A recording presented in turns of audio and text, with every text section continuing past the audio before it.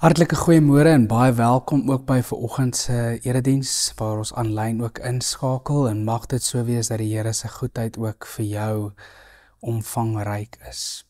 Ons aanvangswoord, woorde uit Efesiërs 3 vers 18 tot 19, mag julle in staat wees om saam met al die gelowiges te begryp hoe wyd en ver en hoog en diep die liefde van Christus strek, en mag julle sy liefde ken, liefde wat ons verstand te bowe gaan, en mag julle heeltemal vervul word met die volheid van God.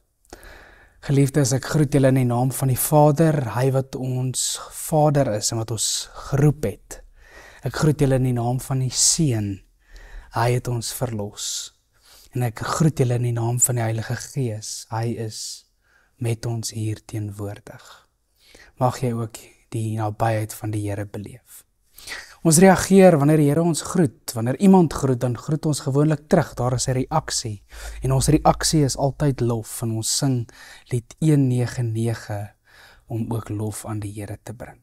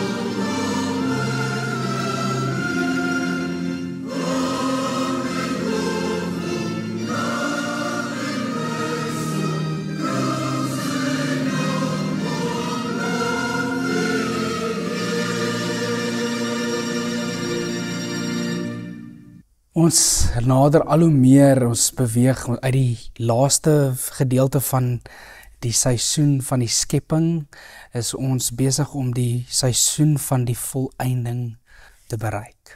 Maar voordat ons na ons teksgedeelte en na ons tema toe vir vanoggend draai, kom ons draai ook in gebed na die Here. Kom o ware lig, kom ewige lig, kom verborge misterie, kom onbeskryflike skat, kom werklikheid verby alle woorde, kom wese wat niemand volkome kan begryp, kom vreugde sonder einde, kom son wat geen ondergang ken nie, kom verlosser van verlorenes, kom opstanding van die dooies, kom o God drie-enig en versadig my siel, vervul my ewige verlange na U, kom U wat die verlange na U en die vervulling self is, kom, ja, kom o trooster van almal wat treur, redder van almal wat verlore sou gaan, helder lig vir almal wat in die donker wandel, kom na my toe en bly by my, vreugde sonder einde. Amen. Ons is in die einde van die jaar of nader die seisoen aan die einde van die jaar en binnekort is ons ook klaar met 'n kerklike jaar en breek 'n nuwe kerklike jaar aan. Maar vir sommige van ons is ons op 'n plek in ons omstandighede dat jy sê, as ek net hard genoeg gedruk word, druk my net hard genoeg, dan bars ek onder die druk. Ek dra dalk 'n angstigheid of 'n bekommernis in my rond. En dalk wil jy, miskien dalk daar waar jy jouself bevind, dink aan wat is dit wat nou na jou toe kom? Wat beleef jy? Wat is die dinge wat jou maak dat jy dalk nie hier teenwoordig kan wees nie, maar wat jou gedagtes besig hou? Ons is bekommerd oor gaan ons genoeg hê om van te oorleef. Ons is bekommerd, geld is altyd 'n ding waar ons bekommer. Ons is bekommer oor ons kinders, ons kleinkinders. Ons is bekommerd oor ons geliefdes se gesondheid, oor ons eie gesondheid. Dalk meer mense wat kinders op skool het, is gespanne met al die aktiwiteite en hulle vol programme. Nou was 'n verskil tussen angs en vrees. En vrees is 'n emosionele reaksie na 'n ware bedreiging. Maar angs is hierdie emosionele reaksie na 'n moontlike bedreiging. En dit het amper hierdie suigkrag, dis amper hierdie natuurlike suigkrag, dat dit ons insuig, en dat wanneer 'n vrees oorspoel in angstigheid, omdat ons amper, dit word 'n kookpot van, ek wat die hele tyd hierdie ding prit, hy prit die hele tyd, hy marineer amper, beweeg van 'n vrees na amper obsessief, jouself die ergste in te dink van 'n situasie wat nie noodwendig eers 'n realiteit is. En Paulus sê in hierdie gedeelte wat ons gaan lees in Filippense 4 wat ons teksgedeelte is, dat ons hierdie vrede sal ervaar, vrede ten spyte van enorme druk.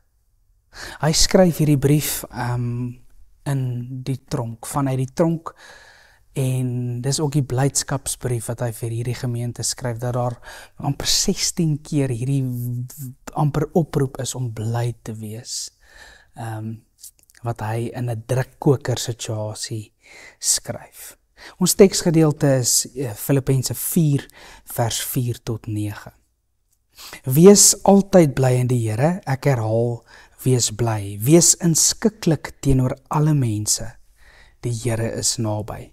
Moet oor niks besorg wees nie, maar maak in alles julle begeertes deur gebed en smeking en met danksegging aan God bekend. En die vrede van God, wat alle verstand te bowe gaan, sal oor julle harte en gedagtes die wag hou in Christus Jesus. Verder broers, alles wat waar is, alles wat edel is, alles wat reg is, alles wat rein is, alles wat mooi is, alles wat prysenswaardig is, watter deeg of lofwaardige saak daar ook mag wees, daarop moet julle julle gedagtes rig. En wat julle van my geleer en ontvang het en gehoor en gesien het, dit moet julle doen.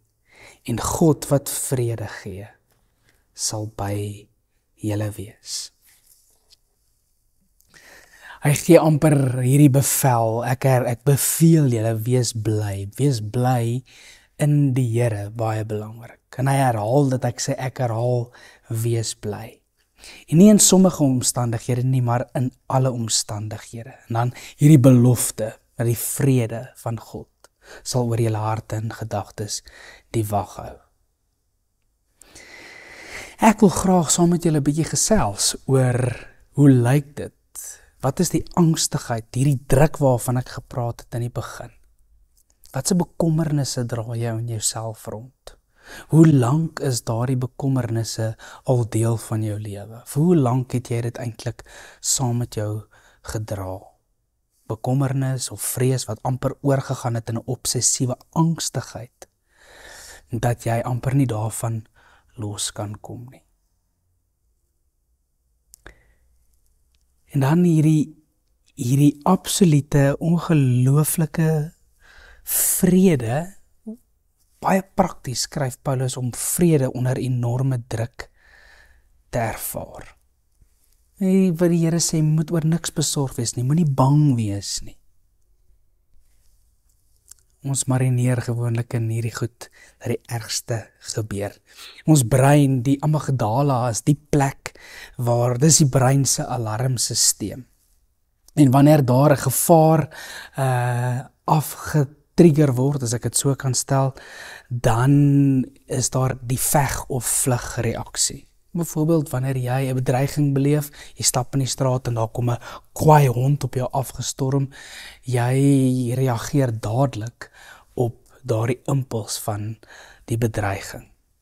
Of wanneer jy byvoorbeeld, die kinders sal dit goed ken, wat cricket speel of hokkie speel, wanneer daar 'n bal vinnig na jou kant toe geslaan word of wat reguit op jou afpyl, dan gee ons pad. Dit is amper asof jou daai alarm word afgesit en dan reageer jy. Maar wanneer jy absoluut oor iets angstig word, dis asof hierdie alarmsisteem afgaan, maar hy bly die heeltyd afgaan. En dan word jy amper lam gelê met hierdie angs of vrees. Miskien wonder jy in hierdie tyd, jy is besig om 'n jaar lê agter jou en jy is moeg en daar lê vir jou, miskien sien jy nie die vooruitsig nie. Miskien is jou omstandighede van so aard dat jy op hierdie druk, in hierdie drukkoker situasie is, dat jy enige oomblik onder die druk wil meegee. Wat baie interessant is, wanneer Paulus hierdie gedeelte skryf, is hierdie natuurlike suigkrag van ons geaardheid as mens, om angstig te wees of bekommerd te wees, om amper die ergste van elke situasie eers te dink. En eers paniek bo vrede te kies as 'n eerste reaksie. Is dat, wees inskikkelik teenoor alle mense, wees beleefd, gentle, sag, mens sou dit so kan beskryf. Maar wanneer ons onder druk of onder vrees in 'n druksituasie verkeer, dan is dit amper by die deur uit. Hoe is dit moontlik dat jy die geleentheid het om onder druk dan ook amper hierdie inskikkelikheid, hierdie vrede, jy sit dit amper in die vertoonvenster, jy het 'n geleentheid om mense 'n ander pad te wys, om vrede te kies bo hierdie paniek. Ek hoor eendag hierdie storie van 'n pa en sy seun wat op 'n boot klim om 'n ervaring op die see mee te maak. En hierdie boot, dit is baie onstuimig in die hawe, die wind waai en die boot klots so half teen die hawe muur. En die boot beweeg op en af, maar die boot dryf nie weg nie, want hy is vasgeanker in die hawe. En amper omdat hy vasgeanker is, hierdie boot beweeg heen en weer, maar dat hulle met groot gemaak en met vrymoedigheid op die boot geklim het, omdat hy vasgeanker is aan hierdie hawe muur. Hoe kan ek dit regkry om in sulke omstandighede soveel vrede te hê? Kundiges krap kop baie keer oor hoe is dit moontlik dat mens juis onder geweldige druk, enorme druk verkeer, maar hierdie vrede kan hê. En dan as ons Galasiërs lees, dan kry ons die vrug van die Gees en waarvan vreugde ook 'n deel is van die vrug van die Gees. En dan is hierdie wonderlike opmerking dat vreugde is 'n emosie, maar of 'n reaksie tot omstandighede, maar Christelike vreugde is net mooi die teenoorgestelde. Dit is 'n deugde, deel van die vrug van die Gees as gevolg van 'n lewe in die Gees. Ons het 'n nuwe identiteit, die natuur, die DNA van 'n lewe van die vrug van die Gees, is dat ons vanuit vreugde kan leef. Ek kan amper nie vreugde self skep nie, maar ek kan dit kies, omdat ek geënt is binne in hierdie identiteit van 'n lewe van die vrug van die Gees. Dit is altyd vir my verstommend dat mense, as jy die verhaal van Paulus in Handelinge 16 lees, oor hoe hulle ongelooflike moeilike omstandighede dit gehad het en met blydskap tog die Here kon aanbid het. Amper asof hulle geweet het dat hulle erfenis lê elders, dat hulle, al is hulle vasgeboei en sit hulle hier in die tronk, kan niemand hulle gees vasbind nie. En ons weet wat daar ook gebeur wanneer Paulus en Silas in die tronk sing en die groot effek wat dit het van die tronk se deure wat oopbars. En 'n geleentheid waar die bewaarder ook tot bekering kom. Die lewe wat ons hier het, of die omstandighede wat ons hier het, met Paulus en Silas, was nie al wat daar was nie, en daarom het hulle hierdie blydskap kon hê, amper hierdie erfenis, waarvan Paulus ook praat in sy briewe, 'n onverganklike erfenis, as ons die Petrusbriewe lees. Ek kyk in die triespieeltjie van my lewe en ek sien die genade van die Here raak, en ek verbly my in die Here, en ek druk my dankbaarheid teenoor die Here uit, om nie eerder te bekommerd te wees oor dit wat kan wees nie, maar om terug te kyk op die pad wat ek tot hier gekom het. Ja, 2025 was besaai met 'n klomp uitdagings. Dit is juist die jaar waar ongelooflike hartseer ook ons getref het. Ons van ons ergste en diepste verliese gelei het. Maar dat die Here vir ons deur sy genade ook tot op hierdie plek gebring het. Dis die eerste een, wees bly, herhaal, kies hierdie vreugde, omdat dit 'n lewe vanuit die Gees is. Tweedens, vra vir die Here om hulp wanneer jy in die moeilikheid is, of wanneer jy in 'n drukkoker situasie omgaan, of jouself in 'n drukkoker situasie bevind. Jesus, op sy donkerste nag in die tuin van Getsemane, het hy amper, ons lees in die teks wat sê, hy was doodsbenoud geweest. En wat doen hy? Hy gaan nader in gebed tot sy Vader, en hy nooi sy disippels om saam met hom te bid. Maar wat doen hulle? Hulle raak aan die slaap. En terwyl hulle slaap, roep hy uit na die Vader, en hy bid, laat hierdie beker by my verbygaan, want dan sê hy, nogtans nie my wil nie, laat U wil geskied. Hy word amper hierdie perfekte voorbeeld van hoe om vrede te hê in die uiterste drukkoker omstandighede. 1 Petrus 2, daarvan af vers 21, dan lees hoe skryf Petrus, hy sê, juis hiervoor is julle ook geroep, omdat Christus self vir julle gelei het, en so vir julle 'n voorbeeld gestel het, sodat julle in sy voetspore kan volg. En die voorbeeld wat hy stel is, toe hy beledig is, het hy nie terugbeledig nie, en toe hy gedreig is, het hy nie teruggedreig nie, maar hy het alles oorgelaat aan hom wat regverdig oordeel. Hierdie absolute vrede, en hy in hierdie moeilike omstandighede. En die keersy is, toe na die gebeurtenis in die tuin, en dit wat daardeur volg, Jesus word gevange geneem, en sy disippels is paniekerig, en hulle is benoud, en hulle verdwyn die nag in. Wat is die verskil? Jesus het by sy Vader, tot sy Vader gebid. Sy disippels het nie. Ek nooi jou, hier is 'n uitnodiging om aan die moeilikste situasies, soos wat Jesus amper met jou gesig teen die grond, tot die Here te nader in gebed. Derdens, los hierdie bekommernis, of hierdie angstigheid, of hierdie vrese wat moontlik kan wees of nie kan wees nie, los dit. Hy sê, jy moet oor niks besorgd wees nie. Moet nie daaroor besorgd wees nie. Amper 1 Petrus 5, wat hy sê, werp al julle bekommernisse op hom, want hy sal vir julle sorg.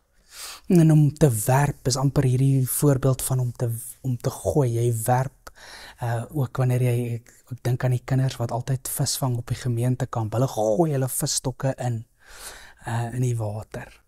En as nie lank nie, dan kontrole hulle hom maar weer terug. Hulle gooi en dan kontrole hulle hom maar weer terug. En dit is eintlik so 'n beeld van wat ons partykeer doen, is dat ons werp ons bekommernisse op die Here. Ons hoor hy sê ons moenie oor iets besorgd wees nie, dan werp ons dit op hom, maar dan rol ons dit baie vinnig weer terug.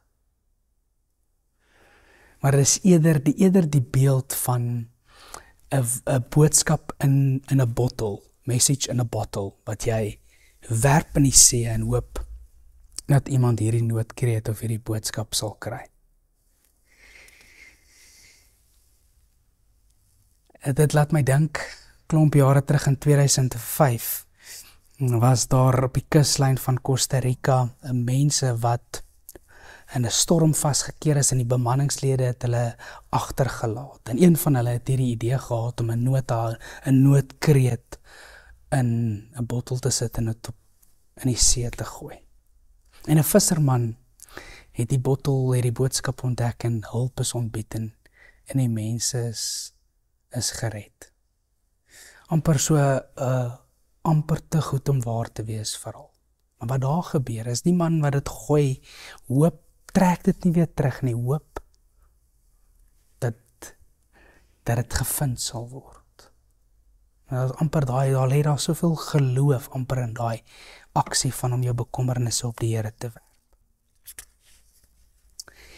Die laaste gedagte is, mediteer, bedink alle goeie dinge.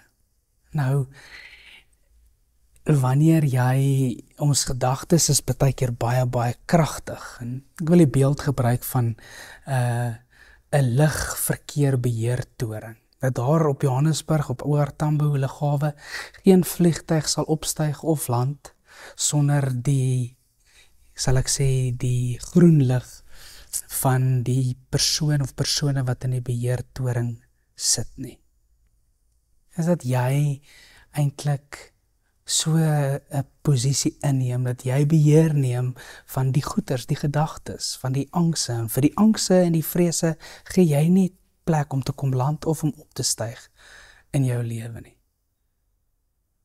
Maar dat jy die goeie bedink, alles wat rein is, alles wat mooi is, alles wat goed is, alles wat prysenswaardig is. Angstigheid is ons manier om die toekoms te probeer voorspel. Maar dat ons eintlik wanneer ons gedagtes so vernuwe om die goeie te bedink. En ons werp ons bekommernis op die Here, ons kies blydskap, ons vra hom vir hulp, ons los dit by hom. Hierdie belofte en die vrede van God sal oor julle harte en julle gedagtes die wag hou. Hy sal julle gedagtes patrolleer. 'n Mooi beeld dat soos wat 'n wag 'n grens of 'n eiendom patrolleer, so sal die Gees van die Here wag hou oor ons harte en ons gedagtes. Ek sluit af met hierdie gedagte, om hoor hierdie Here Jesus self sê, julle sal dit moeilik hê in die wêreld, maar moenie bekommer nie. Ek het reeds die wêreld oorwin. Hy sê daar in Matteus 16 vers 33, dit sê ek vir julle sodat julle vrede kan vind in my. In die wêreld sal julle dit moeilik hê, maar hou goeie moed. Ek het klaar die wêreld oorwin. En mag dit so wees, dat ons beleef hoe hierdie Here reeds vir ons die oorwinning behaal het. En mag ons in druksituasies, in vreesomstandighede ook, so aan die einde van 'n jaar met 'n klomp dinge wat moet gebeur, mag ons onsself na die Here toe draai, mag ons sy vrede ervaar. Amen. Here, baie dankie dat ons bekommernisse op U kan werp, en dankie Here dat U vir ons U vrede beloof. Ons ontvang dit en ons wil vra Here, gee dat ons deur U Gees sal leef om vreugde te kies bo paniek en om U te vertrou wanneer U sê, werp julle bekommernisse op my. Dankie ook daarvoor, Here. Amen. Ons sing 'n wonderlike lied, lied 492 as ons slotlied.